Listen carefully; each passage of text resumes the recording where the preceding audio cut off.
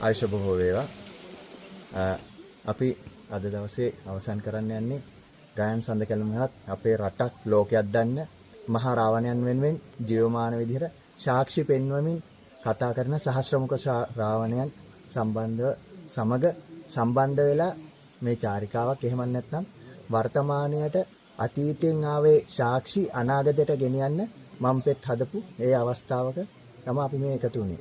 අපි ඇත්තරම මේ ගායන් සඳකැලුමත් සහස්‍රමුඛ රාවණයන් ඒ සාක්ෂි එකින් එක පෙන්නපු දේවල් කෙනෙක් සාමාන්‍යයෙන් කියන්නේ කියන දේ කරන දේ කියන කෙනෙක් වෙන්න හැම කෙනාටම බෑ.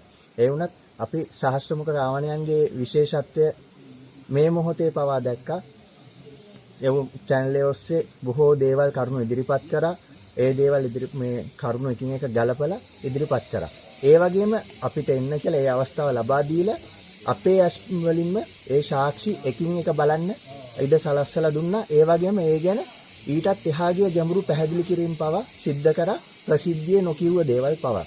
ඒ තැන්වලදී අපිට තවත් දෙයක් පැහැදිලි වුණා.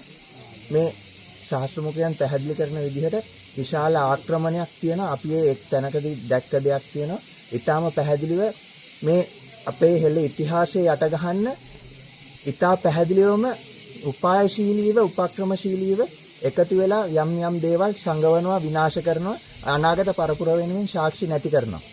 මට ඉල්ලන්න තියෙන්නේ මේ අපි සහස්‍රමුඛ රාවණ මේ පෙරටුව මේ කරගෙන යන වැඩපිළිවෙල එහෙම නැත්නම් මහා රාවණයන් වෙනුවෙන් මේ ඉදිරිය වෙනුවෙන් අනාගතය වෙනුවෙන් හෙළය මේ මව්බිම වෙනුවෙන් මේ කරගෙන යන වැඩපිළිවෙල අනාගතයට ගෙනියන්න ඕන.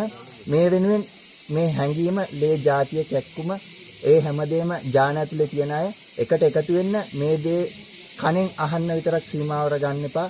තමන් සජීවීව ඒ දේ අත්විඳින්න අත්දකින්න ඒ තුල තමන්ට එන ගැම්ම එහෙම නැත්නම් කොල්ලොන්ගේ භාෂාවෙන් කිව්වොත් ඒ මොරාල් එක ගන්න ඒක අනාගතයට ගෙනියන්න මේ හෙළ භූමිය ආරක්ෂා කරන්න එකට එකතු වෙන්න මේ පිරිස ගොඩනගෙන්න හෙළ රාවණ සේනාව ගොඩනගෙන්න කියලා මට ඉල්ලන්න තියෙනවා. ජය වේවා.